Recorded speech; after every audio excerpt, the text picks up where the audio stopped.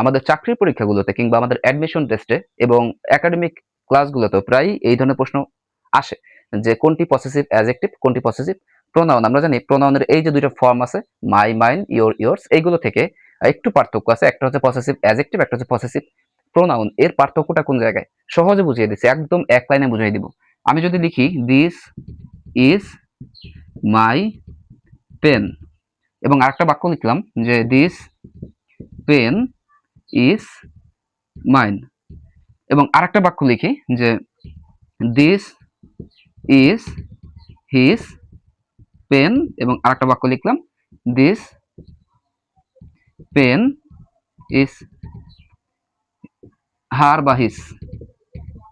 এই যে দুইটা বাক্য, এই দুইটা বাক্যের ভিতরে পার্থক্য কি? প্রথমত আমাদের যখন দেখবো যে কোনো এই প্রোনাউনের যে কোনো একটা ফর্ম একটি নাউনের পূর্বে বসে, তখন সেটা হবে পসেসিভ অ্যাডজেক্টিভ, এবং সেটা যদি নাউনের পূর্বে না বসে, যদি স্বাধীনভাবে ব্যবহৃত হয় বাক্যের শেষে বা বাক্যের শুরুতে, কোনো নাউন প্রোনাউনের আগে বা পরে, ওইটা কোনো বিষয় না।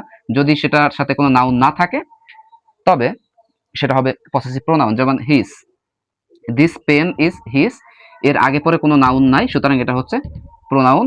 এবং এই যে দিস ইজ মাই পেন, এখানে মাই এর পরে পেন আছে, সুতরাং এই যে মাই শব্দটা এটা পেনের সত্ত্বাধিকার বা মালিকানা প্রকাশ করে, তাই এটা হচ্ছে অ্যাডজেক্টিভ। সিমিলারলি যতগুলোই এরকম আসুক, এই প্রত্যেকটা পসেসিভ অ্যাডজেক্টিভের পরে আমাদের একটা নাউন থাকবে, যেমন মাই পেন, অথবা ইওর পেন, অথবা হিজ পেন, অথবা হার পেন, অথবা ইটস নেম, অথবা আওয়ার কান্ট্রি, অথবা দেয়ার পেন।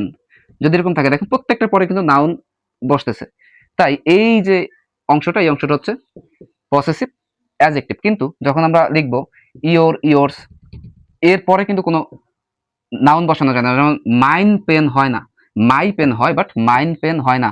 ইওর পেন হয় কিন্তু ইয়োর্স পেন হয় না। তাই এই যে যেই সমস্ত শব্দগুলোর পরে নাউন আসবে সেগুলো হচ্ছে পসেসিভ অ্যাডজেক্টিভ, এবং যেই সমস্ত শব্দগুলোর আগে নাউন আসবে সেগুলো হচ্ছে প্রোনাউন।